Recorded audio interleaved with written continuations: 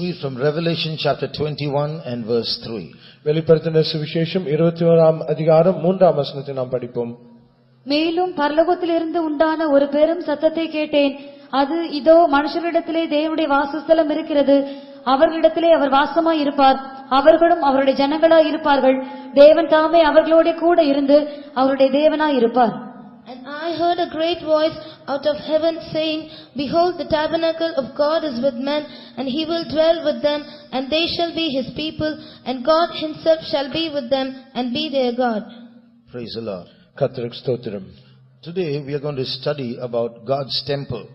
இன்றைக்கு கர்த்தருடைய ஆலயத்தை பற்றி நாம் படிக்க போகிறோம். It has always been God's dream to dwell in and amongst human beings. எப்பொழுதுமே கர்த்தருடைய கனவு இதுவா இருந்தது. எப்பொழுதும் மனுஷருடைய மத்தியில் வாசம் பண்ணும்படியாய் அவர் விரும்பினார். But man fell and became estranged from God. ஆனால் மனிதனோ பாவத்தில் விழுந்து கர்த்தரை விட்டு மிகவும் தூரமாய் போனான். But God has always been working towards restoring that relationship. ஆனால் கர்த்தர் சதா காலமும் இந்த உறவுகளை அவர் மறுபடியுமாய் கொண்டு வரும்படியாக அவர் பிரயாசப்பட்டுக் கொண்டிருந்தார். Today the biggest number of cases that are going on in the court is divorce cases. இன்று நீதிமன்றத்தில் நடக்கிறதான மிகவும் ஒரு பெரிதான வழக்கு இந்த வழக்கா இருக்கிறது. Divorce cases. இந்த விவாகரத்து வழக்கு நடைபெற்றுக் கொண்டிருக்கிறது. So, and of these divorce cases, the biggest number of divorce cases, very sad to say, is amongst Christians. அந்த விவாகரத்து வழக்கில் மிகவும் துக்கமான காரியம் என்றால் நம்முடைய விசுவாசிகள் மத்தியில் தான், விசுவாசிகள் இல்ல, கிறிஸ்தவர்கள் மத்தியில் அதிகமாக விவாகரத்து நடைபெறுகிறது. So, as amongst human beings, relationships are broken. Between God and man is a broken relationship. மனுஷிக பிரகாரமாக இப்படிப்பட்டதான இந்த உறவுகள் தகர்க்கப்படுகிறது. அதே நேரத்தில் மனிதனுக்கும் தேவனுக்கும் இந்த உறவுகளும் தகர்க்கப்படுகிறது. So since the fall of man, God has been erecting temporary structures so that he can come and communicate with man and work towards restoring that relationship.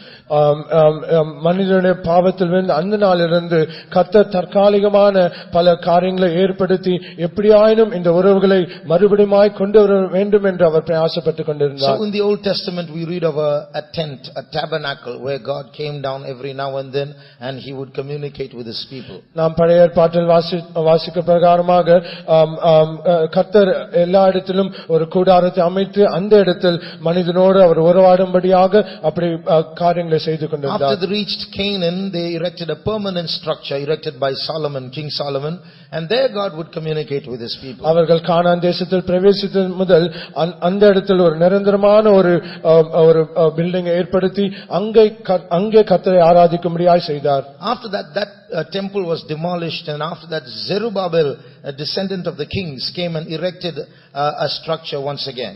அதற்கு பின்பாக அந்த ஆலயம் அழிக்கப்பட்ட பிறகு ஜெருபாபேலின் காலத்தில் அந்த இடத்திலும் ஒரு ஆலயம் நிறுவப்பட்டு அங்கே கர்த்தரை ஆராதிக்கும்படியாய் செய்தார். And after that Herod came and renovated the temple, making it a little grand. அதற்கு பிறகு ஏரோது ராஜா அந்த ஆலயத்தை புதுப்பித்து அந்த ஆலயத்தில் ஆராதனை நடைபெறும்படியாய் செய்தான். After a few years Caesar Titus came and destroyed the temple.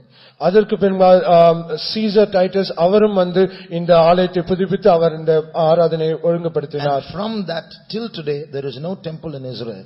அந்த நாள் முதல் இந்த நாள் வரைக்கும் தேவனுடைய ஆலயம் என்றதான அந்த காரியம் இல்லை. But in the New Testament the temple has taken a different form. ஆனால் புதிய ஏற்பாட்டு காலத்தில் இந்த தேவனுடைய ஆலயம் என்று இந்த காரியம் அது வேறு உருவத்தில் காணப்படுகிறது. Individually you and I have become God's temple now. தனிப்பட்ட விதத்தில் நீங்களும் நானும் தேவனுடைய ஆலயமாய் இருக்கிறோம். We are mobile temples of God. நாம் எல்லோரும் நடமாடுகிறதான தேவனுடைய ஆலயம். And collectively also we are God's temple. எல்லாரும் சேர்ந்து நாம் எல்லோரும் தேவனுடைய ஆலயமாய் இருக்கிறோம். So God dwells in us and God dwells amongst us. தேவனாகிய கர்த்தர் நமக்குள்ளாக வாசம் செய்கிறார், நம்முடைய மத்தியில் அவர் வாசம் செய்கிறார். However, following the sequence of the Old Testament temples, when after Jesus comes and goes, a temple is going to be erected again in Israel.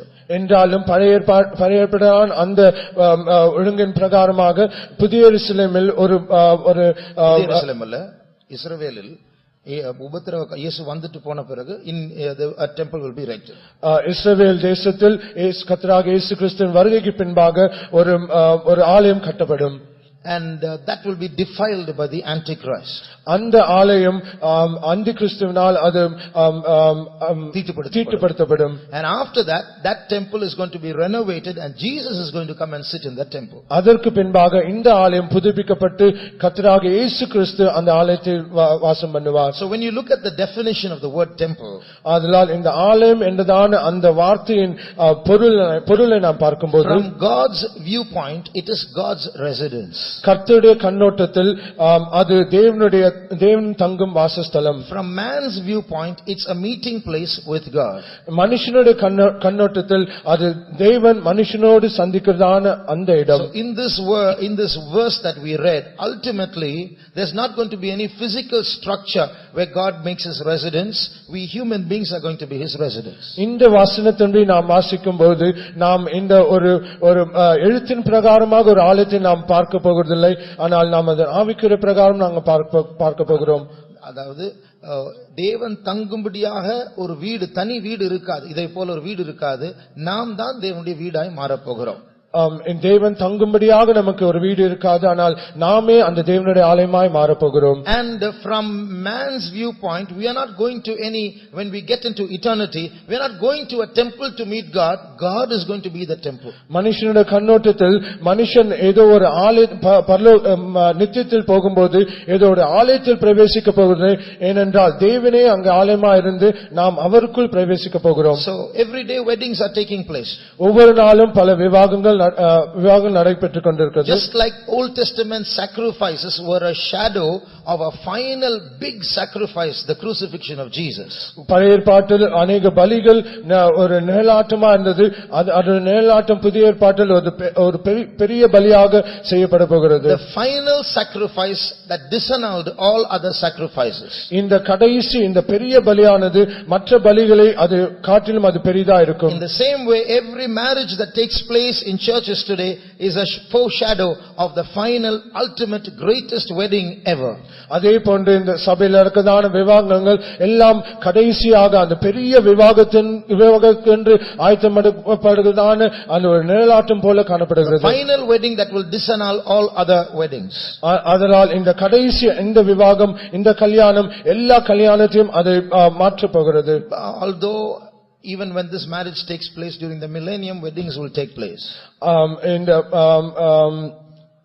Although this marriage begins when Jesus comes, the marriage between the bride and Jesus will take place. After that also in the millennium weddings will take place.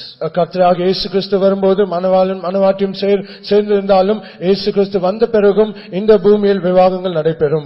1000 வருட சாட்சி விவாகங்கள் நடைபெறும். But however this is the ultimate wedding and everything is a shadow of this final wedding.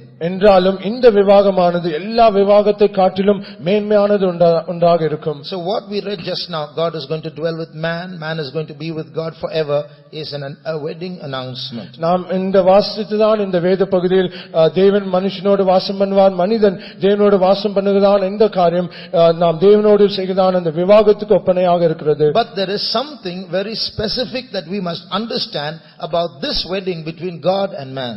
ஆனால் இந்த காரியத்தில் நாம் குறிப்பாக கவனிக்க வேண்டியதான காரியம் இந்த விவாகம் மனுஷனும் தேவனோடு இணைக்கப்படுகிறதான ஒரு விவாகமா இருக்கிறது. Something that differentiates this wedding from all other human weddings. இந்த விவாகமானது மனுஷிக பிரகாரமாக நடக்கிறதான அந்த விவாகத்திலிருந்து வேறுபட்டதா இருக்கிறது. You know what that is? அந்த வித்தியாசம் என்னன்னு தெரியுமா? There is someone who is working day and night to stop this final wedding between God and man. இரவும் பகலும் இந்த விவாகத்தை மனுஷனும் தேவனோடும் நடக்கதான இந்த விவாகத்தை தடை பண்ணும்படியாக ஒரு மனிதன் கிரியை செய்து கொண்டிருக்கிறான். Read Revelation chapter 12 and verse 9. வெளிப்படுத்தின சுவிசேஷம் 12ஆம் அதிகாரம் 9ஆம் வசனத்தை வாசிப்போம். உலகம் அனைத்தையும் மோசம் போக்குகிற பிசாசு என்றும் சாத்தான் என்றும் சொல்லப்பட்ட பழைய பாம்பாகிய பெரிய வலு சர்ப்பம் தள்ளப்பட்டது. அது பூமியிலே விழ தள்ளப்பட்டது. அதனோடே கூட அதை சேர்ந்து தூதரும் தள்ளப்பட்டார்கள். And the great dragon was cast out, that old serpent called the devil and Satan, which deceiveth the whole world. He was cast out into the earth, and his angels were cast out with him. That word called devil in English and pisasu in Tamil, The Greek word is diabolos, as I've written on the board here. Diabolos. பிசாசு என்றும் devil என்றும் சொல்லப்படுகிறதான இந்த வார்த்தை கிரேக்க பதத்தில் டயபலிக்ஸ் என்று அழைக்கப்படுகிறது. This word can further be divided into two. இந்த குறிப்பிட்டதான இந்த வார்த்தை மேலும் இரண்டாக பிரிக்கலாம். Dia means two. டயா என்றுதான் அந்த பதத்திற்கு இரண்டு என்று பொருள். And this word bolos is taken from the word balo, which means to cast, to throw. இந்த போலாக்ஸ் என்றுதான் அந்த வார்த்தை இரண்டாக பிரிக்கும் என்றுதான் அந்த காரியத்தை குறிக்கிறது. So the word devil or diabolos means to divide and throw. அதனால் இந்த டயாபலிஸ் என்றுதான் அந்த வார்த்தை பிசாசு என்று சொல்றதான வார்த்தை இரண்டாக பிரிக்கலாம் என்றுதான் அந்த பதத்துக்கு ஒப்பனையாக இருக்கிறது. So one of the objectives of the devil is to divide the bride from the bridegroom, to split that marriage, to cause a divorce and throw the bride into a godless eternity. பிசாசுக்குதான ஒரு காரியம் அவருடைய முக்கியமான நோக்கம் என்றால் இந்த மணவாளன் மணவாட்டியும் பிரிக்கிறதான அந்த காரியமா இருக்கிறது. எப்படியாவது இந்த காரியத்திலிருந்து பிரித்து அந்த நித்திய அந்த நரகத்துக்கு கொண்டு செல்லும்படியாக அவன் தீர்மானிக்கிறான். So this devil, this divider, he is going to work in two ways. இந்த பிசாசு இரண்டாக பிரிந்து இரண்டு விதமாக அவன் கிரியை செய்ய போகிறான். To prevent this eternal marriage from taking place. இந்த நித்திய விவாகம் நடைபெறக்கூடாதபடிக்கு அவன் செய்யும்படியாக, first of all, he is going to take you and quote your name before God and accuse you day and night, which he is doing already. முதலாவதாக அவன் ஒவ்வொரு நபருடைய பெயரை எடுத்து தேவனுக்கு முன்பாக இரவும் பகலும் அவன் குற்றப்படுத்திக் கொண்டே இருப்பான். He is doing that already. அவன் ஏற்கனவே அதை செய்து கொண்டும் இருக்கிறான். Secondly, he is going to take God's name and breathe into our ears accusations against God. இரண்டாவதாக அவன் தேவனுடைய நாமத்தை எடுத்து நம்முடைய செவிகளில் எப்போதும் அவன் சொல்லிக்கொண்டு அவன் குற்றப்படுத்திக் கொண்டே இருப்பான். Like he did in to Adam and Eve. அவன் ஆதாமும் ஏவாளும் இந்த நாட்கள் அவன் செய்தது போலவே அவன் செய்வான். Did God ask you not to eat that fruit? உண்மையாகவே தேவன் அந்த கனியை புசிக்க கூடாது என்று சொன்னாரா? You know why he said that? அவர் ஏன் அப்படி சொன்னார் என்று தெரியுமா? He knows that if you eat that fruit, you will be like gods. ஏனென்றால் அவருக்கு தெரியும் நீ அந்த கனியை புசிப்பீர் என்றால் தேவனை போல மாறுவீர்கள். So he painted a picture of God as the God was someone who is jealous of man and does not like man to become great like him. தேவன் ஒரு பொறாமை கொண்டதான நபராகவும் மனிதனை எந்த விதத்திலும் நேசிக்காத ஒரு நபராகவும் காண்பிக்கும்படியாக அவன் அப்படியாய் பேசினான். நேசிக்காதல்ல, he doesn't want man to become like him. மனிதன் தேவனை போல மாறக்கூடாது என்றதான அந்த காரியத்தை போல அவன் பேசினான். That's why he's called the father of lies. ஆதலால் அவனுக்கு பொய்களின் பிதா என்று அவனுக்கு பெயர் உண்டு. When he goes to God and accuses us, he can't use lies because God knows the truth already. அவன் தேவனிடத்தில் சென்று பொய்களை பேசி நம்மை குற்றப்படுத்த முடியாது. ஏனென்றால் கர்த்தருக்கு ஏற்கனவே தெரியும் அவன் பொய்யின் பிதா என்று அறிவார். He can tell lies about God against us, and that's why he's called the father of lies. ஆனாலும் அவன் நமக்கு தேவனை பற்றி அவன் நம்மிடத்தில் பொய்களை சொல்லலாம். அதனால் அவனுக்கு பொய்களின் பிதா என்ற ஒரு பெயர் உண்டு. Today, those who are going to the church of Satan and are worshipping Satan, they think Jesus is evil. இன்றைக்கு பிசாசு சபைகளுக்கு சென்று கொண்டிருக்கிறதான ஜனங்கள் அவர்கள் நினைத்துக் கொண்டிருக்கிறதான காரியங்கள் இயேசு கிறிஸ்து ஒரு பொல்லாதான நபர் என்று அவர்கள் அறிகிறார்கள். Like we think about Satan, they think about Jesus. நாம் பிசாசை எவ்விதமாய் ஒரு பொல்லாத மனுஷன் என்று அறியும் வண்ணமாக அவர்கள் இயேசு கிறிஸ்து ஒரு பொல்லாத நபர் என்று அவர் அறிகிறார்கள். In some churches of Satan, they have the picture of the crucifixion of Jesus on the carpet so that they can stamp on it and go. சில பிசாசின் சபைகளில் இயேசு கிறிஸ்து அந்த சிலுவையில் அறையப்பட்டதான அந்த காட்சி அவர்கள் தரையில் வைக்கப்பட்டு அதை மிதித்துதான் போக வேண்டும் என்று வைக்கப்பட்டிருக்கிறார்கள். So that's the father of lies. அதுதான் அந்த பொய்யின் பிதா. They are not able to recognize God or Jesus as their true heavenly father. அவர்கள் இயேசு கிறிஸ்துவை உண்மையாக தெய்வமாகவும் தங்களுடைய பிதாவென்றும் அறியும்படியாக அவன் செய்யவில்லை. But thank God, God has brought us in this race thus far. தேவனுக்கு ஸ்தோத்திரம். கர்த்தர் இந்த ஓட்டத்தில் இதுவரைக்கும் நம்மை நடத்தி கொண்டு வருகிறார். Last week I was just thinking like this. கடந்த வாரத்தில் நான் இந்த விதமாக நான் எண்ணிக்கொண்டிருந்தேன். Salvation is the beginning of a relationship with God. நம்முடைய தேவனோடு இருக்கதான இந்த உறவுகளில் ரட்சிப்பு ஒரு முதலாவது படி அல்ல. ரட்சிப்பு தேவனோடு இருக்கிற உறவின் ஆரம்பம். Salvation is the beginning of a relationship with God. ரட்சிப்பு நாம் தேவனோடு இருக்கதான உறவுகளின் முதல் படி. So after that, one day we came to know God as our Father. ஒரு நாளில் நாம் நம்முடைய பிதாவாக தேவனை நம்முடைய பிதாவாக அறியும்படியாக நாம் அறிந்து கொண்டோம். But when diabolos comes in between, he'll try to split and break up that relationship. ஆனால் இந்த டயபோலிஸ் என்றதான சொன்னதான் இந்த நபன் இந்த உறவுகளை பிரிக்கும்படியாக நம்முடைய ஜீவிதத்தில் வருகிறார். His plan is to separate us and take us far away, far away, far away, and the culmination, the finality of that separation is called hell. அவன் எப்படியாவது நம்முடைய ஜீவிதத்தில் வந்து இந்த உறவுகளை பிரித்து கடைசியாக தேவனை விட்டு பிரிந்து செய்யும்படியாக கடைசியாக நம்முடைய நரகத்துக்கு செல்லும்படியாக அவன் மிகவும் பிரயாசப்படுகிறான். That is the finality. அதான் அந்த பிரிவினின் உச்சகட்டம். அது அந்த பிரிவினின் உச்சகட்டமா இருக்கிறது. On the other hand, after that relationship begins with God, அந்த மறுபகுதியில் இந்த உறவுகள் இந்த ரட்சிப்பில் ஆரம்பமாகும்போது we get closer and closer and closer, and that ultimate closeness is called marriage. நாம் தேவனோடு நெருங்கி நெருங்கி நெருங்கி அந்த உறவுகளின் கடைசி உச்சகட்டம் நாம் அந்த விவாகத்துக்கு என்று ஆயத்தமாக்கப்படுகிறோம். So God is working towards getting us closer and closer to him till finally we get married to him. ஆதலால் தேவன் நம்முடைய ஜீவிதத்தில் கடைசி அந்த விவாகத்துக்கு என்று ஆயத்தமாக்கப்படும்படியாக நம்முடைய ஜீவிதத்தில் அவர் கிரியை செய்து கொண்டிருக்கிறார். But diabolos is working so that finally we can be taken farther and farther away from God till we end in hell.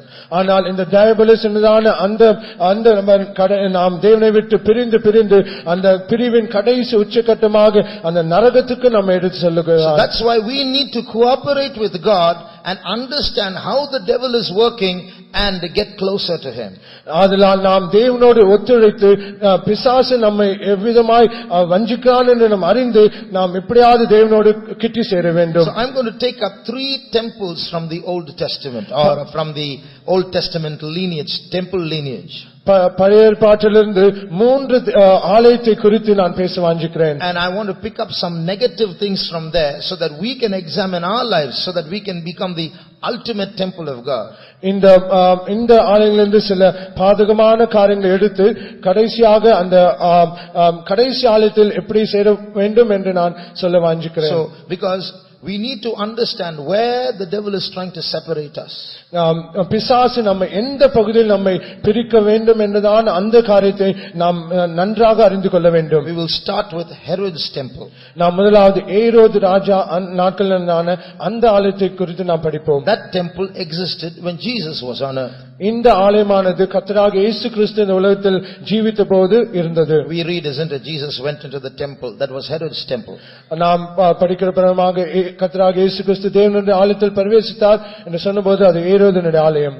So although Jesus went into that temple was not a clean place. இயேசு கிறிஸ்து அந்த ஆலயத்தில் சென்றாலும் கூட அந்த ஆலயம் ஒரு சுத்தமான இடமாய் இருக்கவில்லை.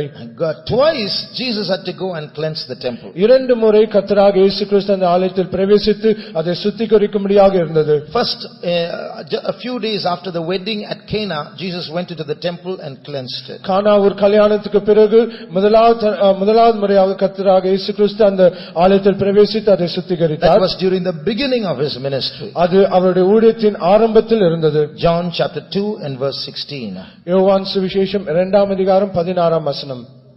புறா விற்கிறவர்களை நோக்கி இவைகளை இவ்விடத்திலிருந்து எடுத்துக்கொண்டு போங்கள், என் பிதாவின் வீட்டை வியாபார வீடாக்காதிருங்கள் என்றார். From the previous verse 15 and 16. கயிற்றினால் ஒரு சவுக்கை உண்டு பண்ணி அவர்கள் யாவரையும் ஆடு மாடுகளையும் தேவாலயத்துக்கு புறம்பே துரத்திவிட்டு காசுக்காரருடைய காசுகளை கொட்டி பலகைகளை கவிழ்த்து போட்டு புறா விற்கிறவர்களை நோக்கி இவைகளை இவ்விடத்திலிருந்து எடுத்துக்கொண்டு போங்கள், என் பிதாவின் வீட்டை வியாபார வீடாக்காதிருங்கள் என்றார். And when he had made a scourge of small cots, he drove them all out of the temple, and the sheep and the oxen, and poured out the changers' money, and overthrew the tables, and said unto them that sold doves, take these things hence, make not my father's house an house of merchandise. இதுதான் முதல் முறை இயேசு ஆலயத்தை சுத்திகரித்த சம்பவம். This is the first instance where Jesus dwelt in the temple and cleansed it. கானா ஊர் கல்யாணத்தில் ஆண்டவர் முதலாவது ஒரு அற்புதத்தை செய்தார். அதற்கு பிறகுதான் இது நடக்கிறது. In the marriage at Cana of Galilee, the Lord performed his first miracle, and after that he entered into the temple. இரண்டாவது முறையாக அவருடைய ஊழியத்தின் முடிவில் மறுபடியும் ஆலயத்தை அவர் சுத்திகரிக்கிறார். The second instance, at the end of his ministry, the Lord entered into this temple. லூக்கா 19ஆம் அதிகாரத்தில், Luke's Gospel, chapter 10, 45ஆம் 46ஆம் வசனத்தில், verse 45 and 46. அவருடைய சிலுவை மரணத்திற்கு சற்று முன்பாக, before his death at the cross of Calvary, அவர் மறுபடியும் ஆலயத்திற்குள் சென்று அதை சுத்திகரிக்கிறார். he entered once again into the temple and he cleansed it. என் வீடு சகல ஜனங்களுக்கும் ஜெப வீடா இருக்க வேண்டிய வீடு இப்பொழுது கள்ளர் குகையாக மாறி இருக்கிறது. My house has to be a house of prayer to all men, but now it has become a den of thieves. அப்போ இது போல நம்முடைய ஜீவியம் தீட்டுப்பட வாய்ப்புண்டு.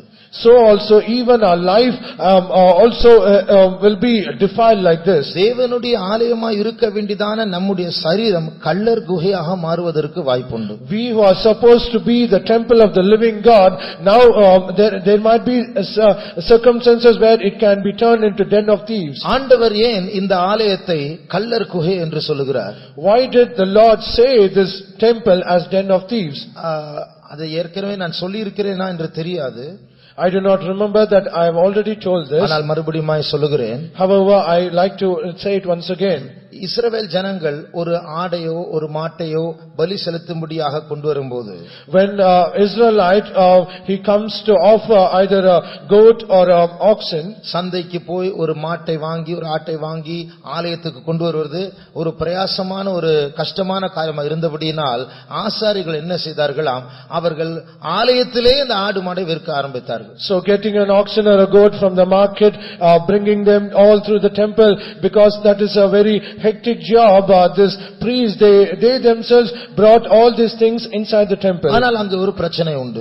But there was a problem in there. அந்த தேசத்தில் இருக்கிற காசு அது ரோமர் காசு, ரோம நாணயம். And in that Roman empire, the currency it is a Roman currency. ஆனால் ஆலயத்தில் இருக்கிற காசு வந்து செக்கேல் என்று சொல்வார்கள். But in the temple, the currency, it is shekel. ஆகையால் உள்ளே அந்த ரோமருடைய காசு தான் எல்லா ஜனங்கள் கையில் இருக்கிறது. அதை ஆலயத்திற்குள் கொண்டு வந்து மாடை வாங்க வேண்டும் என்றால் ஆடை வாங்க வேண்டுமானால் இப்போ காசு மாற்ற வேண்டும். And every people had the Roman currency with them. If at all they have to buy an oxen or a goat, they should do an exchange of money, currency conversion. ஆகையால் காசு மாற்றுகிறவர்களும் அங்கே இருக்கிறார்கள். And because of that, there were money changers. ஆனால் காசு மாற்றும்போது நான் இந்த காசை தந்துறேன் கொடுக்கிறேன் இல்லையா, ஆகையால் ஒரு கமிஷன் எடுப்பார்கள். And because they do this money exchange, they expected a commission. ஆகையால் அந்த கமிஷன் வாங்குறதுனால ஆண்டவர் அவர்களை கள்ளர் என்று அழைத்தார். And because they received this commission, the Lord called them thieves. என்னுடைய ஆலய ஜெபிக்க வேண்டிய இடம் இப்போது வியாபார ஸ்தலமாய் மாறிவிட்டது என்று ஆண்டவர் அவர்களை கடிந்து கொள்கிறார். The Lord condemned them, saying, my house has to be a place of prayer. Now it has become a business place. இப்பொழுது தனிப்பட்ட விதத்தில் தனித்தனியாகவும் பொதுவாகவும் நாம் எல்லாரும் சேர்ந்து தேவனுடைய ஆலயமா இருக்கிறோம். Now individually and collectively we all together form as the temple of God. நம்முடைய இருதயம் தேவனுடைய ஆலயம் ஜெப வீடா இருக்க வேண்டியதான தேவனுடைய ஆலயம் ஒரு வியாபார ஸ்தலமா மாறி இருக்கிறதா? Is our heart supposed to be the temple of God? Has it become as a business place? எப்படி பணம் சம்பாதிக்கலாம்? How do we earn money? என்னுடைய பிசினஸ் எப்படி முன்னேற செய்யலாம்? How do I progress, improve my business? இதற்காக தேவனை அணுகிறேனா? Is it for this I am seeking my God? என்னுடைய ஆதாயத்திற்காக தேவனை அணுகுவதுதான் வியாபாரம். It is if we seek the Lord for my benefits and for my business, that is business. Bible ஸ்டடியில் வேத பாடத்தில் ஒரு காரியத்தை சொன்னேன். In the Bible study I said a particular thing. பரிசுத்த பவுல் ரட்சிக்கப்பட்ட அன்றைக்கு அந்த வெளிச்சம் வீசி அவர் குதிரையிலிருந்து விழுந்தபோது, on the day of salvation when Saint Paul had an encounter with Jesus and he fell off from his horse, அவர் கேட்ட கேள்வி என்ன தெரியுமா? What was the first question that he asked? ஆண்டவரே நான் என்ன செய்ய வேண்டும் என்று நீர் சித்தம் கொண்டிருக்கிறீர். He asked, what will thou have me to do, O my God? ஆனா இன்றைக்கு நாம் கேட்கிற கேள்வி என்ன தெரியுமா? But what is our question today? ஆண்டவரே எனக்காக நீர் என்ன செய்வீர்? O Lord, what have you done for me? அதுதான் வியாபார வீடு. That is the house of business. நம்முடைய சுய ஆதாயத்துக்காக லாபத்துக்காக தேவன் என்ன சொல்லுகிறார் என்று கேட்க கவலை இல்லாமல் என் காரியம் நடக்க வேண்டும் என்று வந்தால் நாம் வியாபார வீடா இருக்கிறோம். அது கள்ளர் குகையாக மாறும். If we come for our own benefits and our own profit, if we come to the temple of God, it is a place of business and it is a den of thieves. ஆண்டவர் நம்மை உண்டாக்கினது அவருக்கு இன்பம் கொடுக்கும்படியாக என்று சில வாரங்களுக்கு முன்பாக நாம் வசனத்தை வாசித்தோம். We all read the verse a few weeks earlier that we have been created so that we might give a pleasing or a joy to God. ஒரு மனுஷன் இப்படி சொன்னார். A certain man, he said like this. Man is God's risk, God's danger. மனுஷன் தேவனுடைய ஆபத்தா இருக்கிறார். Man is God's risk or danger. அதுடைய அர்த்தம் ஆண்டவர் மனுஷனுக்கு ஒரு சுய உரிமை, தெரிந்து கொள்ளுதலின் உரிமையை கொடுத்திருக்கிறார். God has given a man a right of choosing. அந்த உரிமையை கொண்டு தேவனை அந்த மனிதன் தேர்ந்தெடுத்தார். And with this right of choosing, he selected God. இல்ல தேர்ந்தெடுத்தால், if he selects God, தேவனுக்கு பெரிய சந்தோஷம். and if he selects as such a choice, God will have great joy. ஆனால் தேவனை தேர்ந்தெடுக்காமல் மனுஷன் அந்த உரிமையை எடுத்து தனக்கு இஷ்டமானதை தேர்ந்தெடுத்தால் தேவனுக்கு பெரிய ஆபத்து. But if man rejects God and he chooses other thing, that becomes a danger to God. ஆகவே ஆண்டவர் விரும்பி நேசித்து சிருஷ்டித்த மனுஷன் இன்றைக்கு தேவனுக்கே ஆபத்தாக மாறிவிட்டார். So man who was created by God, who has to be a joy and a thing of pleasing to God, now he has become a danger to God. இன்றைக்கும் நாம் இங்கே உட்கார்ந்து கொண்டு இருக்கிறோமே, நமக்குள் இருக்க அந்த கீழ்ப்படியாமை என்கிறதான அந்த சுபாவம் தேவனுக்கு ஆபத்தானது. Now we are being seated here, the nature of disobedience, that itself is a danger to God. அந்த கீழ்ப்படியாமை என்று சொன்னால் வேறு வார்த்தையில் தேவன் நமக்கு அவரே தெரிந்து கொள்ளும்படியாக தந்த உரிமையை எடுத்து நமக்கு சுயமானதை தெரிந்து கொள்கிறோம். அதான் கீழ்ப்படியாமை. And this disobedience is something we make a choice of not selecting God, but we select other things. இந்த சரீரத்தை நாம் உண்டாக்கவில்லை. This body is not created by us. இந்த சரீரம் நம்முடைய பெற்றோர் உண்டாக்கவில்லை. Even our parents did not make this body. குரங்கிலிருந்து நாம் வரவில்லை. Neither we have not come from monkeys. தேவன் நம்மை படைத்திருக்கிறார். It is God who created us. தேவன் தான் நம்முடைய ஓனர், நம்முடைய எஜமானர். It is God himself, he is our owner. அவர் எதற்காக நம்மை படைத்தார்? Why did he ever create us? சின்ன பிள்ளைகள் இந்த பொம்மை காருக்கு சாவி கொடுத்து தரையில் வைத்து அதை ஓடுவதை பார்ப்பார்களே, அதுபோல நமக்கு ஒரு ஜீவனை கொடுத்து அங்கேயும் ஓடுவதை பார்க்கும்படி ஆண்டவர் படைக்கவில்லை. Just like small kids, they have the dolls and they key it so that it might go. God did not create us for such reason. ஆண்டவர் நம்மை ஒரு நோக்கத்தோடு, அவருடைய மனதில் ஒரு திட்டத்தோடு நம்மை படைத்திருக்கிறார். God has created for a certain purpose, a definite plan, and he had in his mind. இதை புரிந்து கொள்ளாமல் நாமே ஒரு திட்டத்தை வைத்து அதை நிறைவேற்றும்படியாக தேவ சமூகத்திற்கு வந்து இதற்காகவே ஜெபித்துக் கொண்டால் நாம் ஏரோதுடைய ஆலயம் கள்ளர் குகை என்று அழைக்கப்பட்டது போல நாமும் கள்ளர் குகையாக மாறி இருக்கிறோம். Without having a understanding like this, if we try to fulfill our own plan and if we do so, we have become the Herod's temple as the den of thieves. ஆண்டவர் முதல் முறை ஒரு சாட்டை எடுத்து அவர்களை அந்த மாடையும் ஆடையும் அடித்து துரத்தினார். First instance, the Lord took a scourge and he cast out all the goats and oxen from the temple. அவருடைய கார்பெண்டர் தொழிலை அவருடைய ஊழியத்தில் பிரயோஜனப்படுத்தினது அந்த ஒரு காரியத்திற்காக மாத்தான் சாட்டை உண்டாக்கினார். And in his work of being a carpenter, he used that work only to make this scourge. அப்படி இருந்தும் 3.5 வருடம் கழித்து மறுபடியும் ஆலயத்தை தீட்டுப்படுத்துகிறார். And even after this instance, after 3.5 years, once again they are defiling the temple. அவருடைய ஆலயம் அது. It is his own temple. அந்த முழு கோயிலினுடைய ஓனர் இவர் இயேசுதான். And the owner of that whole temple is Jesus. அவரால் பார்க்க தாங்க முடியவில்லை, ஆகையால் அவர்களை அடித்தார்கள், கவிழ்த்து போட்டார்கள். And he was not able to endure, he cannot afford to see all these things, and because of that he cast them all out. இவர் நியமித்ததான அதிகாரிகள் இப்பொழுது இவர்கிட்டே கேள்வி கேட்கிறார்கள், எந்த அதிகாரத்தோடு இதை செய்தீர்? And all the officers who were appointed by him, the same officers, they now are questioning him, by what authority are you doing all these things? அந்த லூக்கா 19ஆம் அதிகாரத்துல 47ஆம் வசனம் நினைக்கிறேன், அவரை இப்படி செய்ததனால அவர்கள் மனம் திரும்பவில்லை. சாரி ஆண்டவரே, இனிமேல் செய்ய மாட்டோம். இப்படி செய்யாமல் யோசிக்காமல் அவரை எப்படி அழித்து போடலாம் என்று திட்டமிடுகிறார்கள். Luke's Gospel 19 chapter 47, they say they did not feel sorry for all that they have done, but on the contrary they tried to kill him somehow. இது போல நாம் ஒரு வருஷத்தின் முடிவுக்கு வந்திருக்கிறோம். So also we have come to the end of this year. நாம் தேவனுடைய ஆலயமாய் இருக்கிறோம். We are the temple of God. இந்த தேவனுடைய ஆலயத்தில் தேவன் தங்க வேண்டும். And in this temple of God, it should God who should dwell in it. இந்த ஆலயம் எங்க போக வேண்டும், இந்த ஆலயம் எதை தொட வேண்டும், இந்த ஆலயம் யாரோடு பழக வேண்டும் என்று ஆண்டவர் தான் சொல்ல வேண்டும். Where this temple should go, where it should dwell, and where it should go over, it is only the Lord should lead. ஆண்டவருடைய அனுமதியை கேட்காமல் இந்த ஆலயத்தை நாமே நடத்துவது என்று சொல்வது ஒரு கள்ளர்களுடைய குகையாக இது மாறும். Without the permission of God, if we by ourselves lead by own ourselves, it is compared to the den of thieves. ஒருவன் தேவனுடைய ஆலயத்தை கெடுத்தால் அவனை தேவன் கெடுப்பான் என்று வசனம் சொல்லுகிறது. The verse says, if any man defile the temple of God, him I will defile. ஆகையால் மறுபடியுமாக இந்த ஆலயத்தை சுத்திகரிக்க நாம் முன் வருவோமாக. So once again let us come forward to cleanse this temple. இந்த ஆலயம் நம்முடைய சரீரம்.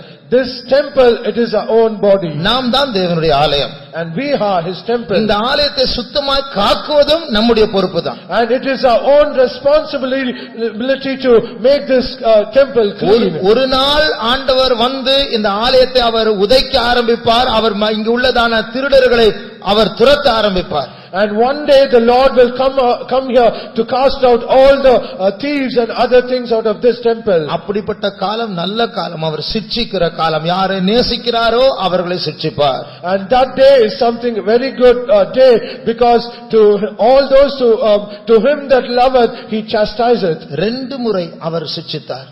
He chastised 2 times. அதனுடைய முடிவு மனம் திரும்புதல் அல்ல, இவரை அழிக்கும்படி அவர்கள் வகை தேடுகிறார்கள். But the end is then it is not the repentance, but they, on the contrary they rose to destroy him. அதனுடைய விளைவு என்ன? But what was the final thing? சில வருடங்கள் கழித்து தீத்து ராயன் வந்து அந்த ஆலயத்தை இடித்தார். இன்று வரைக்கும் 2000 வருடங்கள் ஆயிற்று, ஆலயம் இல்லை. And after so many years Caesar Augustus came and it was destroyed, and till now there is no temple. இதுபோல நாம் ஆண்டவர் நம்மை சுத்திகரிக்க கூட்டங்களை தரும்போது, so also when God gives us meetings to cleanse ourselves, ஆண்டவர் நம்மை சோதனைகள் மூலமாக நீ செய்தது நீ போகிற போக்கு தவறு என்று நம்மை உணர்த்த விரும்பும்போது, when God desires to convict us saying the path you are taking is wrong, அடிக்கடி கடினப்பட்டும் தன் பிடரியை கடினப்படுத்துகிறவன் சடுதியாய் நாசமடைவான் என்று சொல்லுகிறது போல அடுத்தது அழிவுதான்.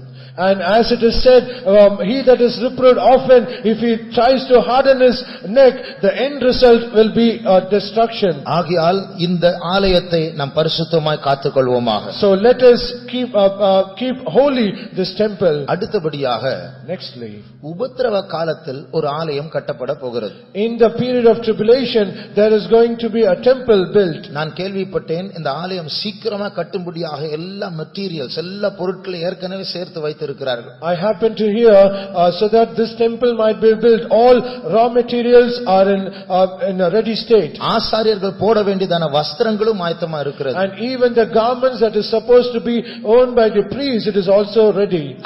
இன்றைக்கு தான் கோத்திரம் யார் யூதா கோத்திரம் யார் என்று தெரியாது. ஆனால் DNA டெஸ்டிங் மூலமாக அதை கண்டுபிடிக்கும்படியா ஆராய்ச்சிகள் நடந்து கொண்டிருக்கிறது. Today we do not know who belongs to the tribe of Dan and other tribes, but now through the DNA sequence they are trying to identify to which tribe a person belongs to. இயேசு வந்து போன பிறகு எல்லாமே சீக்கிரமாய் நடக்கும்.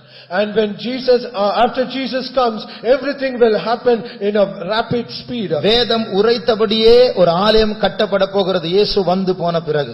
As the Lord has spoken, there is going to be a temple that is soon built. அந்த ஆலயத்தில் சில நாட்கள் பலி செலுத்தப்படும்.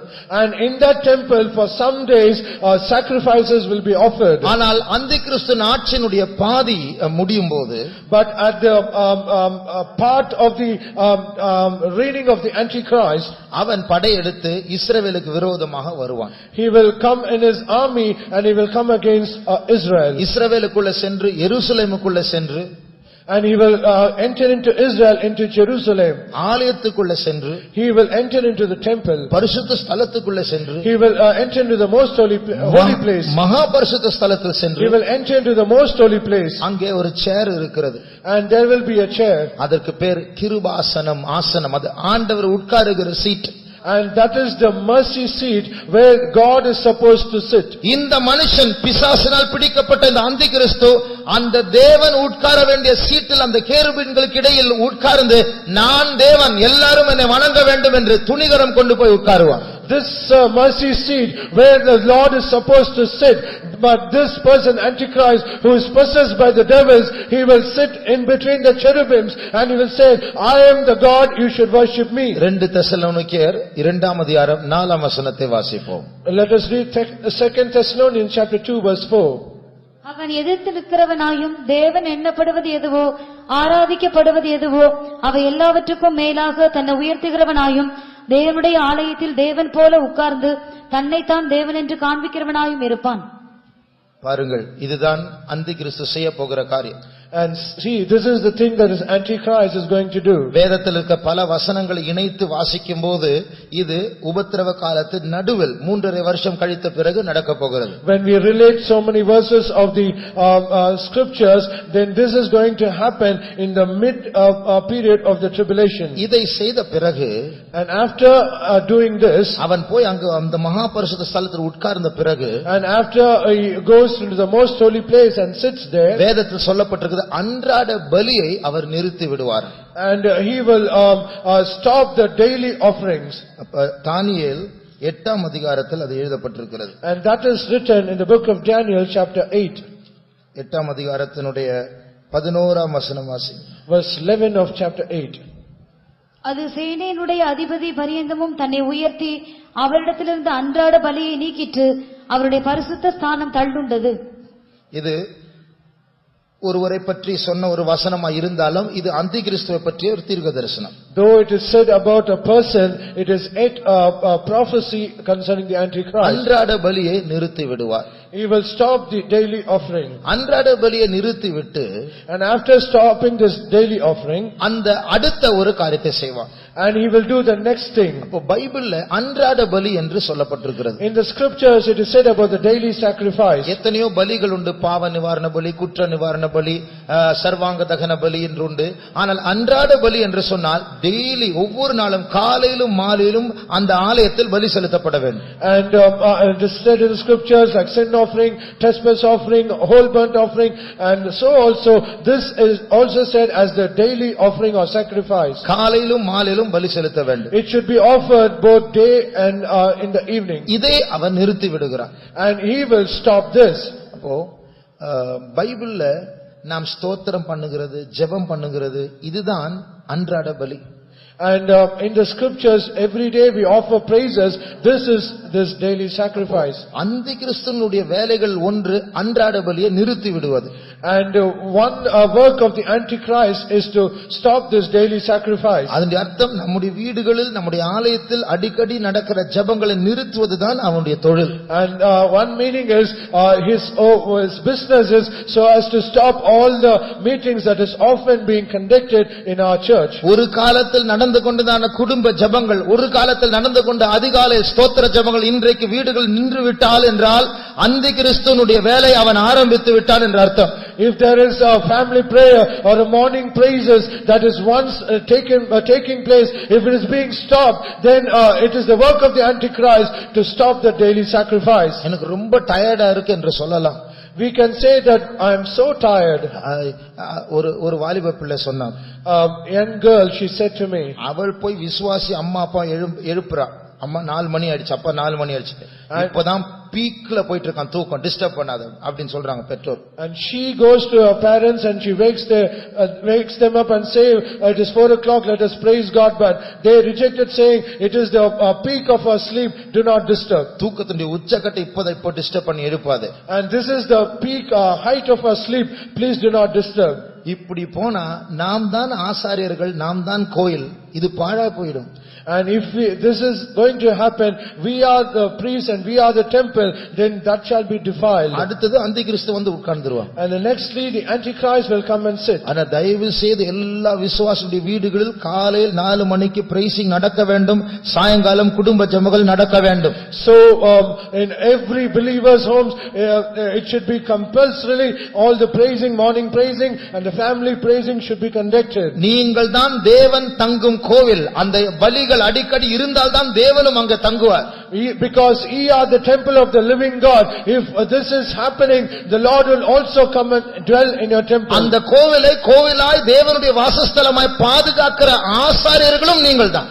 And you are the very priest, so that you should preserve as the temple of God, as the habitation of God. தனி ஜெபம் இல்லை, area ஜெபம் இல்லை, குடும்ப ஜெபம் இல்லை, ஸ்தோத்திர ஜெபம் இல்லை. இப்படி போனால் நம்முடைய வீடு பிசாசுடைய குடியிருப்பா மாறும். If we do not have personal prayer, do not have area prayer, general prayer of any prayer of any sort, then this is a temple where the devil dwelleth. அடிக்கடி சண்டை வரும் அந்த வீட்டுல. And there is always strife in that family. மாறி மாறி வியாதிகள் தாக்கும். Back to back sickness will strike them. சரீரம் பலவீனப்பட்டு போகும்.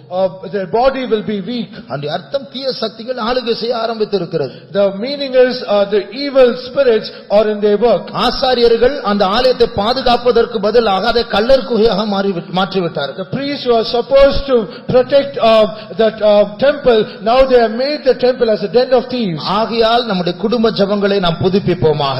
So let us renew our family prayer. அதிகாலையில் எழும்புகிற பழக்கத்தை நாம் புதுப்பிப்போமாக. Let us renew the habit of getting early in the morning and praising the Lord. உலகத்தில் நாம் வியாபாரம் செய்கிறவர்களாக இருக்கலாம், ஆனால் தேவனுடைய ஆலயத்தின் ஆசாரியர்களாக இருக்கிறோம் என்று மறக்க கூடாது. Perhaps we might be a businessman in this world, but we are priests to serve in the temple of the Lord. ஆலயத்துல In the temple, குத்து விளக்கு அது சில நேரத்துல அணைந்து விடும். அந்த நேரத்தில் விளக்கேற்றுகிறதான பொறுப்பு ஆசாரியர்களிடத்தில் உண்டு.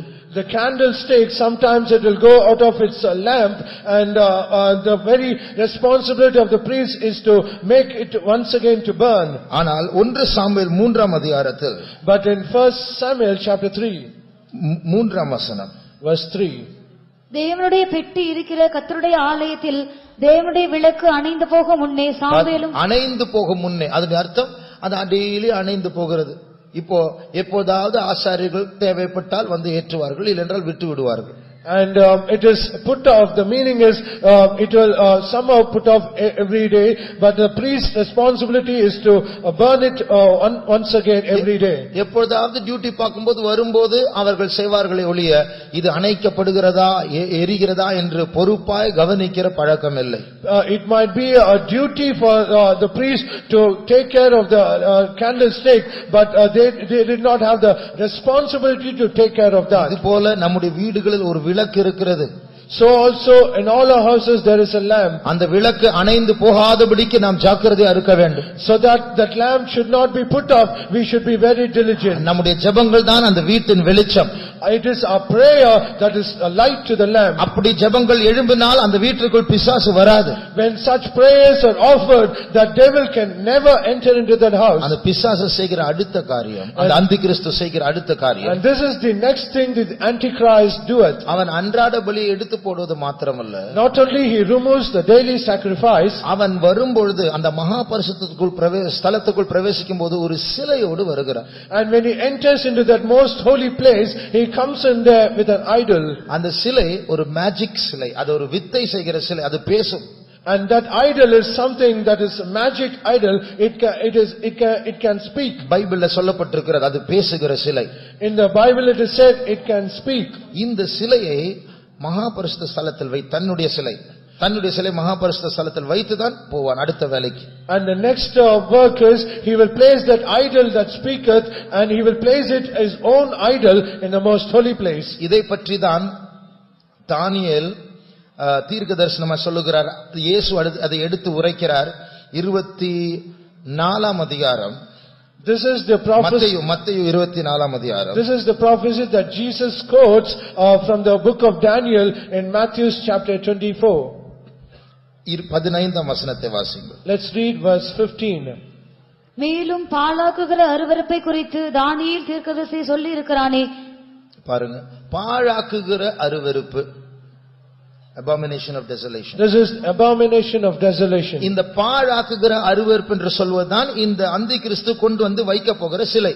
And this is the idol, that is the abomination of desolation, which the Antichrist is going to place it in the most holy place. ஏன் இது அருவருப்பு என்று அழைக்கப்படுகிறது? Why it is called abomination? எந்த சிலையா இருக்கட்டும் அது தேவனுக்கு அருவருப்பு. Whatever be an idol, it is abominable in the sight of God. இயேசுவை பற்றி ஒரு படமா இருக்கட்டும் அதுவும் அருவருப்பு தான் ஆண்டவர். Even it might be a picture of the Lord Jesus, that indeed is an abominable. ஆண்டவர் உருவம் இல்லாதவர் அல்ல, அவருக்கு உருவம் உண்டு.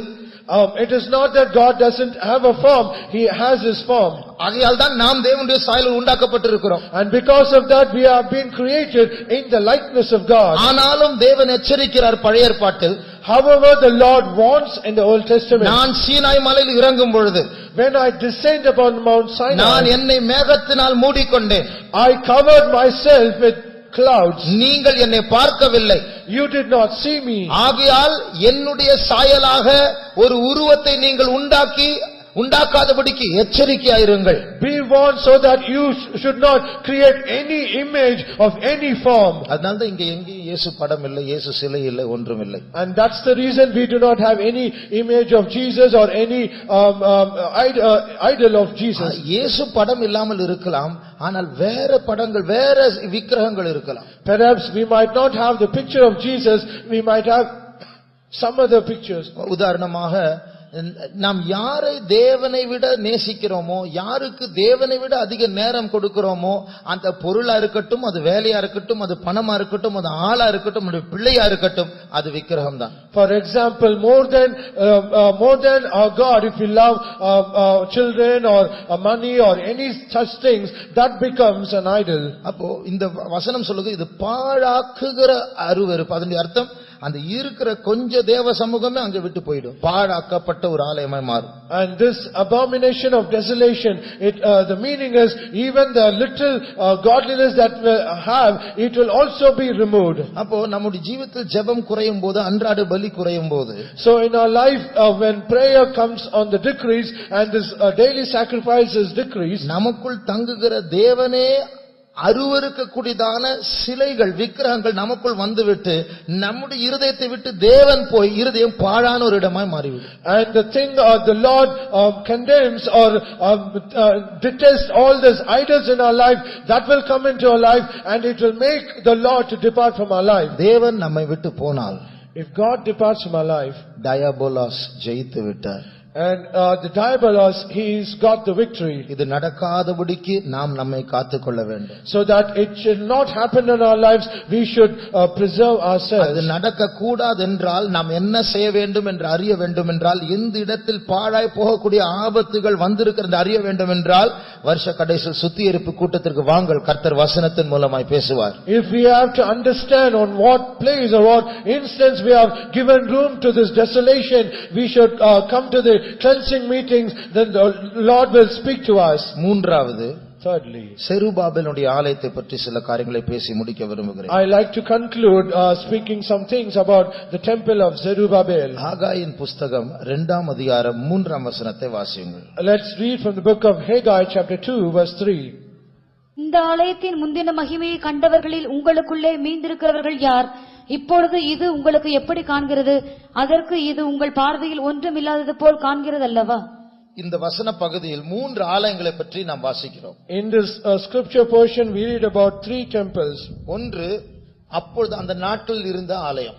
One, the very temple that was in existence in those days. அதுதான் செருபாபேலின் ஆலயம். That is the temple of Zerubbabel. அதற்கு முன்பாக முந்தின ஆலயம் என்று நாம் வாசிக்கிறோம். And we also read about a former temple. அதற்கு பிறகு பிந்தின ஆலயம் என்று வாசிக்கிறோம். And also we read about a latter temple. 9ஆம் வசனத்தை வாசியுங்கள். Let's read verse 9. முந்தின ஆலயத்தின் மகிமையை பார்க்கிலும் இந்த பிந்தின ஆலயத்தின் மகிமை பெரிதாயிருக்கும் என்று சேனைகளின் கர்த்தர் சொல்லுகிறார். ஆகையால் இங்கே என்ன வாசிக்கிறோம்? So what do we read here? முந்தின ஆலயம், பிந்தின ஆலயம். A former temple and the latter temple. அதற்கிடையில் செருபாபேலின் ஆலயம். And in between these two there is the temple of Zerubbabel. இந்த செருபாபேல் சாலமோனுடைய ஆலயம் அதான் முந்தின ஆலயம், சாலமோனுடைய ஆலயம் தான் முந்தின ஆலயம். இதை புதுப்பிக்கும் போது அது சாலமோனுடைய ஆலயத்தை பார்க்கலும் மட்டமான ஒரு தரக்குறைவான ஒரு ஆலயமா இருந்தது. And the Solomon's temple is the former temple, and this Zerubbabel's temple, when it was renewed, it was more worse than the Solomon's temple. மறுபடியும் 3ஆம் வசனத்தை வாசியுங்கள். Let's read verse 3 once again. இந்த ஆலயத்தின் முந்தின மகிமையை இந்த ஆலயத்தின் முந்தின மகிமையை கண்டவன் யார்? Who is this who have sawn the house in our first glory? வாசிங்க, தொடர்ந்து வாசிங்க. அவ்வளவுதானா? இப்பொழுது இது உங்களுக்கு எப்படி காண்கிறது? அதற்கு இது உங்கள் பார்வையில் ஒன்றுமில்லாதது போல் காண்கிறது அல்லவா? ஒன்றுமில்லை. அதாவது சாலமோனுடைய ஆலயத்தோடு இப்பொழுது செருபாபேல் கட்டின ஆலயத்தை பார்த்தால் இது ஒன்றுமே கிடையாது. When Zerubbabel's temple is compared to Solomon's temple, it is nothing. இது போல நம்முடைய ஆலயம், இப்பொழுது செருபாபேலுடைய ஆலயம் சொன்னா நம்முடைய காலத்தில் இருக்க ஆலயம், முந்தின ஆலயம் என்று சொன்னால் ஆதி நூற்றாண்டில் இருந்த ஆலயம். அந்த ஆலயத்தோடு சபையினுடைய நிலவரத்தை இப்பொழுது இருக்கிற நிலவரத்தை பார்த்தால் நாம் ஒன்றுமே கிடையாது. So we are the temple now, it is Zerubbabel's temple. When we compare to the Solomon's temple and that church while it was there, when it is compared to the church now, it is nothing. ஆனால் ஆண்டவர் ஒரு பிந்தின ஆலயத்தை பற்றி சொல்லுகிறார். However, the Lord says about a latter house. அந்த அர்த்தம் இயேசுவின் வருகைக்கு முன்பாக கர்த்தர் மறுபடியும் இந்த ஆலயத்தை மகிமைப்படுத்த போகிறார். The meaning is before the coming of the Lord Jesus, he is going to renew this temple. அதுதான் 9ஆம் வசனத்தில் வாசித்தோம். That is what we read in verse 9. மறுபடியும் வாசியுங்கள். Let's read once again. முந்தின ஆலயத்தின் மகிமையை பார்க்கிலும் இந்த பிந்தின ஆலயத்தின் மகிமை பெரிதாய் இருக்கும் என்று சேனைகளின் கர்த்தர் சொல்லுகிறார். பாருங்கள், இந்த செருபாபேல் ஒன்றுமில்லாத செருபாபேலுடைய ஆலயத்தை பார்த்து ஆண்டவர் சொல்லுகிறார், முந்தின ஆலயத்தோடு ஒப்பிட்டு பார்த்தால் இப்பொழுது இது ஒன்றுமில்லை. ஆனால் நான் உங்களுக்கு சொல்லுகிறேன், இந்த ஆலயம் ஒரு பிந்தின ஆலயமா மாறப்போகிறது. அன்றைக்கு முந்தின ஆலயத்தின் மகிமை பார்க்கலும் இது பெரிய மகிமுள்ளதாய் மாறப்போகிறது. Looking unto the Zerubbabel's temple, which is nothing before the former temple, he says, I am going to renew this current temple, which the glory of the current temple shall be greater than the former temple. ஆகையால் இன்றைக்கு நாம் ஏரோது ராஜாவை போல ஆலயத்தை போல கள்ளர் குகையாய் இருந்தாலும், இல்லை என்றால் அந்திகிறிஸ்து நாட்கள் வரப்போகிற ஆலயத்தை போல பல அருவருப்புகள் உள்ளவர்களாய் இருந்தாலும், நாம் நம்மை தாழ்த்தினால் சுத்திகரித்தால் கர்த்தர் நம்மை பிந்தின ஆலயமாக உயர்த்த போகிறார். Though we were like we would like be the Herod's temple and filled with all dens of thieves and other filthiness, though if we humble ourselves and we come back to the Lord will make us as this latter house. மறுபடியும் அந்த ஆரம்பத்தில் வாசித்த அந்த வசனத்துக்கு வரும்போது, once again when we read the key verse, வாசியுங்கள் 21:3 வெளிப்படுத்தல். And I heard a great voice out of heaven saying, மேலும் பரலோகத்திலிருந்து உண்டான ஒரு பெரும் சத்தத்தை கேட்டேன். பாருங்க, இது ஒரு அறிவிப்பு கொடுக்கப்படும். இதோ மனுஷர்கள் மத்தியில் தேவனுடைய கூடாரம் இருக்கிறது. There is a voice that is said, behold among men the tabernacle of God. இது ஒரு விவாக அறிவிப்பு. This is announcement of a marriage. தேவன் மனுஷனோடு என்றென்றைக்கும் இருக்க போகிறார். மனுஷர்கள் தேவனோடு என்றென்றைக்கும் இருக்க போகிறார். God is going to be with men for everlasting, and man is also going to be with God forevermore. அதை அறிவிக்கும் போது சாதாரண சத்தத்தோடு, I heard a great voice, ஒரு பெரிய சத்தத்தை கேட்டேன். And it is not announced ordinarily, but it is announced with a loud voice. ஏன் பெரிய சத்தம்? Why there is a great voice? இத்தனை நூற்றாண்டுகளாக இந்த விவாகத்தை கெடுக்க வந்த பிசாசு தோல்வி அடைந்தான். அந்த விவாகம் நடைபெறுகிறது. ஆகையால் பெரிய சத்தம். Because till now, for all these days, they will try to hinder this marriage, but now it is going to be accomplished, and because of that, that is a great voice. நம்முடைய கண்களை மூடுவோம். Let us close our eyes. சீக்கிரத்தில் இப்பொழுது நாம் mount ஃபெய்த்தோமுக்கு வரோம். தேவனுடைய ஆலயத்துக்கு வருகிறோம். Now we have come to this Mount Faithom as the temple of God. நித்தியத்தில் நாம் ஆலயத்துக்கு போக போகிறதில்லை, ஆலயத்தில் தங்க போகிறோம். In eternity we are not going to go into the temple, but we are going to dwell in the temple. அந்த ஆலயம் ஒரு பில்டிங் அல்ல, தேவனே ஆட்டுக்குட்டியானவரே அந்த ஆலயமா இருக்கிறார். நாம் அவருக்குள் இருந்து நித்திய காலமாக களிப்பா இருக்க போகிறோம். That temple is not a building, but the Lamb of God, he himself shall be the temple of God, and we are going to go with enter into there and be along with him forevermore. தேவனுடைய பார்வையில் ஆலயம் என்று சொன்னால் அவர் தங்கும் இடம். In the sight of God, when we say temple, it is his habitation. கைகளினால் கட்டப்படுகிற ஆலயத்தில் தேவன் தங்குவதில்லை என்று வேதம் சொல்லுகிறது. The scripture says God does not dwell in the temple made with hands. இந்த மவுண்ட் ஃபெய்த்தோம் இப்பொழுது தேவனுடைய கோயிலா இருக்கிறது ஒரு விதத்தில். In one aspect, this Mount Faithom, it is the temple of ஆனால் God. தேவன் என்றென்றைக்கும் இங்கே தங்க போவதில்லை. But God is not going to dwell forevermore. ஒரு நாள் இந்த பூமி அகன்று போகிறது. அன்றைக்கு இந்த மவுண்ட் ஃபெய்த்தோம் அகன்று போய்விடும். One day this earth is going to pass away, and even this Mount Faithom also will pass away. ஆனால் தேவன் தனக்கு ஆலயமாக வைத்திருந்து என்றென்றைக்கும் அவருடைய வீடாய் மாற்றப் போகிற ஒரு இடம் உண்டு. But there is a place where God is going to prepare a temple so that he might dwell forevermore. நீங்களும் நானும் தான் அந்த இடம். That place, it is you and me. நீங்களும் நானும் தான் அந்த தேவனுடைய வீடு. It is you and me, it is the house of God. அது நடக்காதபடிக்கு ஒரு சத்துரு இரவும் பகலும் நம்மையும் தேவனையும் பிரிக்கும்படி அவன் வகை தேடிக் கொண்டிருக்கிறான். And day and night our adversary, he is striving so that he might separate us from God. அவன் ஏற்கனவே சில காரியங்களில் ஜெயித்திருக்கலாம். And already he might have got some victory. சில காரியங்களில் ஜெபம் குறைந்திருக்கிறது. In some aspects our prayer is decreased. அன்றாட பலி நிற்கப்பட்டிருக்கிறது. The daily sacrifice is being stopped. Kallar குகையாக மாற்றப்பட்டிருக்கிறோம். It is changed, we are changed as den of thieves. பாழாக்குகிற அருவருப்பான காரியங்கள் நம்முடைய ஆலயத்துக்குள், குடும்பத்திற்குள், ஜீவியத்துக்குள், சரீரத்திற்குள், இருதயத்திற்குள், சபைக்குள் வந்திருக்கலாம். The abomination of desolation might have prevailed in our church, in our houses, in our body as well. எத்தனை பேர் ஆண்டவர் நம்மை சுத்திகரிக்க விருப்பமுள்ளவராக இருக்கும்போது நம்ம எத்தனை பேர் அவரோடு ஒத்துழைக்க விருப்பமுள்ளவர்களாக இருக்கிறோம்? When God desires so that he might cleanse us, how many of us also desire to cooperate with God so that we might be cleansed? நமக்குள் இருக்கிற சிலைகளை அப்புறப்படுத்த, so that all idols might be cast out, நமக்குள் இருக்கிற கள்ளர் குகை, கள்ளர்களுடைய வியாபாரங்களை மாற்றிவிட, so that all the business of all this den of thieves be changed, நம்முடைய அன்றாட பலிகளை புதுப்பிக்க, so that all our daily sacrifices might be renewed. விருப்பமுள்ளவர்கள் கரங்களை உயர்த்துவோமாக. All those who desire, lift up your hands. அந்த அந்திகிறிஸ்துவின் ஆவி நம்மை தாக்குகிறதான நாட்கள், in those days when the spirit of Antichrist attacks us, நம்முடைய குடும்பங்களை பாழாக்குகிறதான நாட்கள், in those days where it to make us desolate our families, நித்திய விவாகத்திற்கென்று நியமிக்கப்பட்டதான நம்மை பிரித்து பிரித்து பிரித்து பாதாளத்திற்குள் தள்ளுகிற நாட்கள், these are the days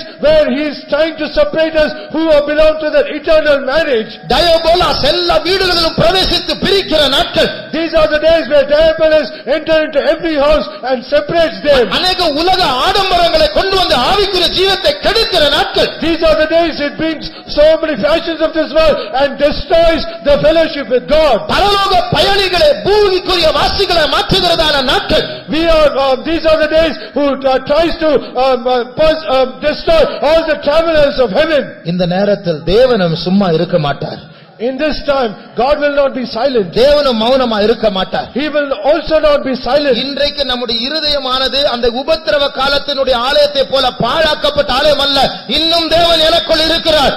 In these days, it is not a body should become like the temple in the period of tribulation.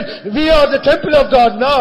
என் இருதயத்திற்குள் தேவன் இன்னும் இருக்கிறார் என்று சொல்லுகிறவர்கள் கரங்களை உயர்த்துங்கள். All those who say that my God is still within my heart, lift up your hands. அந்த தேவனை வெளியே கொண்டு போகும்படியாக பிசாசு தேவனோடு போராட வேண்டியதில்லை. ஒரு சிலை எடுத்து வைத்தால் போதும், ஆண்டவர் போய்விடுவார். It is not that the devil should strive with God so that he might depart from us. It is enough that he will bring an idol into our life. தேவன் நம்மை விட்டு போவதற்கு முன்பாக அந்த சிலைகளை எடுத்து போட ஒரு தீர்மானம் செய்வோமாக. Let us make a decision before God departs from our heart. Let us remove that idols from us. எல்லாவற்றுக்கும் மேலாக தேவன், above all God should be. எல்லாருக்கும் மேலாக தேவன், above all men God should be. என் வாழ்க்கையினுடைய முதலிடம் தேவன். My first priority or place should be God. ஒரு நாளின் அதிக நேரம் தேவன். In a day, most of the time should be my ஒரு God. நாளின் முதல் காரியம் தேவன். The first preference in my day ஒரு is my நாளின் God. கடைசி காரியம் தேவன். The last preference is my God. எல்லா வேலைகள் மத்தியில் முக்கியமான சிந்தை தேவன். In all duties of my earthly place is my God. என் வாழ்க்கையின் மையம் தேவன். My centerpiece of my life is my God. தீர்மானம் செய்வோமாக. Let us make a decision. சுற்றி சுற்றி வருக அந்த சிங்கம் ஓடி போகட்டும். Let the lion coming around us, let it go away. நமக்குள் தங்குகிறதான மகா பரிசுத்த தேவன் நம்மத்தில் எழும்பட்டும். Let God, who's most holy God, let him rise up in our lives. இந்த வருஷ கடைசியில் ஒரு பெரிய வெற்றி நம்முடைய சபையில், நம்முடைய குடும்பங்கள், நம்முடைய ஜீவிதத்தில் உண்டாகட்டும். In the last days of this year, let there be a victory in our life, in our church, in அந்த our family. பாழாக்குகிற அருவருப்பு பாழாய் போகட்டும். Let that abomination of desolation become desolate. அவன் ஓடி போகட்டும். நம்முடைய தேவன் மறுபடியும் அவருடைய ஆலயத்தை நிரப்புவாராக. Let him flee away. Let the Lord fill this temple. எத்தனை பேருக்கு அந்த ஆவி நிறைவு வேண்டும்? How many of us desire the fullness of that spirit? தேவன் என்னை நிரப்ப வேண்டும். The Lord should fill me. ஸ்தேவானை பற்றி ஒரு சாட்சி உண்டு. நான் ஆவியின் நிறைவை பெற்றவன். Testimony about Stephen, he had the fullness of the spirit. அந்த ஆவியின் நிறைவு வேண்டும் என்று சொல்லுகிற கரங்களை உயர்த்துவோமா? All those who say, I need that fullness of spirit, lift up your hands. நாளைக்கல்ல இப்பொழுது. Not tomorrow, now. இப்பொழுது கர்த்தர் நம்மை நிரப்ப வேண்டும். God should fill us now. தலை முடியிலிருந்து கால் வரைக்கும் எங்கே பார்த்தாலும் தெய்வீகத்தை பார்க்க வேண்டும். Right from the head of our head till the sole of our feet, they should see divinity in us. நெற்றியில் கர்த்தருக்கு பரிசுத்தம் என்று எழுதப்பட வேண்டும். Let in our forehead, let us be written holiness unto the N Lord. சரீரத்தினுடைய எல்லா அணுக்களிலும் தேவன் தங்கி இருக்க வேண்டும்.